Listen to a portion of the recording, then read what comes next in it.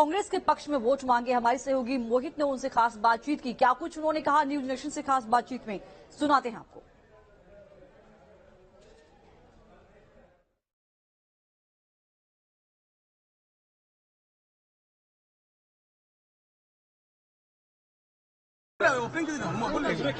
मेरे साथ कांग्रेस महासचिव और उत्तर प्रदेश की प्रभारी प्रियंका गांधी खास बातचीत के लिए मौजूद है। लगातार ये मेहनत करती हुई नजर आ रही है। मैं आपको लगातार देख रहा हूँ। मैंने मथुरा में आपको था, मैंने आपको नोएडा में देखा, बुलंदशहर में देखा। किस तरीके से रुझान आपको कांग्रेस के पक्ष में दिखाई दे रहा है? देखिए, मुझे लगता है कि जो हम कह रहे हैं वो जनता समझ रही है।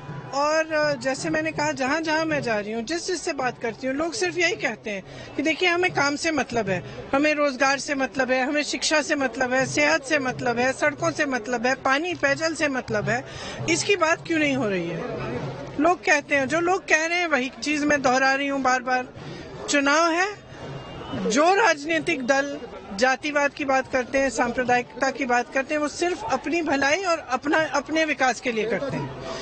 क्योंकि जब तक चुनाव इन मुद्दों पर लड़ा जाएगा, तब तक उनकी कोई जवाबदेही नहीं रहेगी। जवाबदेही तब आएगी जब चुनाव विकास के मुद्दों पर और जो जनता के मुद्दे हैं उस पर लड़ाया जाएगा। ये आपने बहुत बड़ी बात कही कि विकास के मुद्दे पर ही चुनाव होना चाहिए। योगी आदित्यनाथ मथुरा में हिंदू मुसलमान की बात कर रहे हैं। तमाम जो उनके नेता आ रहे हैं वो ध्रुवीकरण की बात कर रहे हैं। कैसे निपटेंगे आप? मैं सिंपल सी बात कह रही हूँ। आप कह रहे हैं 80% और 20% का चुनाव है। ये प्रतिशत जो है, आप बताइए ना कि बेरोजगारी की कितनी प्रतिशत है उत्तर प्रदेश में। आप बताइए कि अस्पताल जो है आपने कितने प्रतिशत फंड्स आपने उनको बनाने में आपने इस्तेमाल किए हैं। कोरोना महामारी का समय रहा है पिछले 2 सालों के लिए। आपने कितने प्रतिशत अपना बजट का कितना प्रतिशत आपने सेहत के लिए निकाला, कितना प्रतिशत आपने शिक्षा के लिए निकाला? ये क्यों नहीं बात हो रही है? तो मैं कह रही हूँ इस पे बात करो। जैसी घटना, और मैं ये भी कह रही हूँ कि हमने जो महिलाओं के लिए हम जो घोषणा पत्र हमारा है, जो युवाओं के लिए है, इसमें हमने बहुत जो जनता की समस्याएं हैं उनको सुलझाने का हमने तरीका और रास्ता बना के दिया है। जैसे आप जानते हैं, आज भी जम्मू कश्मीर में, जम्मू में शायद बड़ा प्रदर्शन हुआ है, वहाँ पे भी पिटाई हुई। उत्तर प्रदेश में हो रही है। मैं उत्तराखंड गई, वहाँ पे भी यही समस्या है। क्या समस्या है? कि रोजगार है, पद खाली हैं, रोजगार दिए नहीं जा रहे हैं। आप बार बार कह रहे हो नौजवानों को कि आप परीक्षाएं दो। वो बेचारे फीस भरते हैं, मेहनत करते हैं, परीक्षा करते हैं। क्या होता है? परीक्षा रद्द हो जाती है, पेपर लीक हो जाता है, कट ऑफ परीक्षा देने के बाद चेंज हो जाता है। ऐसे नौजवान हैं जो 5-5, 6-6 साल बर्बाद कर दिए हैं उन्होंने, और अपना करियर बर्बाद कर दिया है। और करियर बर्बाद करने के बावजूद वो इंतजार में है कि हमें नौकरी मिले, क्योंकि वो सोच रहे हैं कि चलो आज नहीं तो कल कुछ तो हो जाएगा।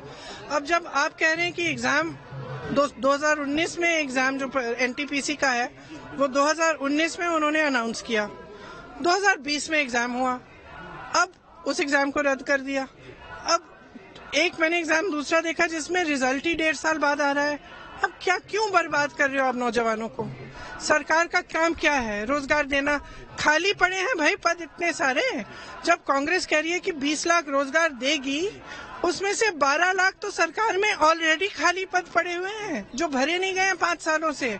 तो अब चुनाव आ रहा है तो क्या फायदा है बड़ी बड़ी घोषणाएं करने का? 5 साल थे, इसमें क्यों नहीं किया? तमाम बेरोजगार बच्चे हैं। कल आपने सुना होगा, मेरे भाई ने पार्लियामेंट में उसका आंकड़ा दिया, और एक आंकड़ा दिया कि इन 5 सालों में 27 करोड़ लोग गरीबी की रेखा के नीचे चले गए हैं। जबकि जब कांग्रेस की सरकार थी तो 23 करोड़ लोग ऊपर उठाए गए थे इससे। कैसे हुआ ये सब? क्योंकि आपकी नीतियां खोटी हैं। आपकी जो नीतियां हैं वो सिर्फ एक मकसद से बनी है कि किस तरह से आप दोबारा सत्ता में आए। इसीलिए आप धर्म की बात कर रहे हो, इसीलिए आप जाति की बात कर रहे हो, इसीलिए आप ये नहीं कह रहे हो कि हमने ये करके दिखाया है या हम ये करना चाहते हैं। ये सब तो नहीं कह रहे हो। जेवर का एयरपोर्ट अभी क्यों इनॉग्रेट हुआ? अभी क्यों किया है उन्होंने? 5 साल से कहाँ थे?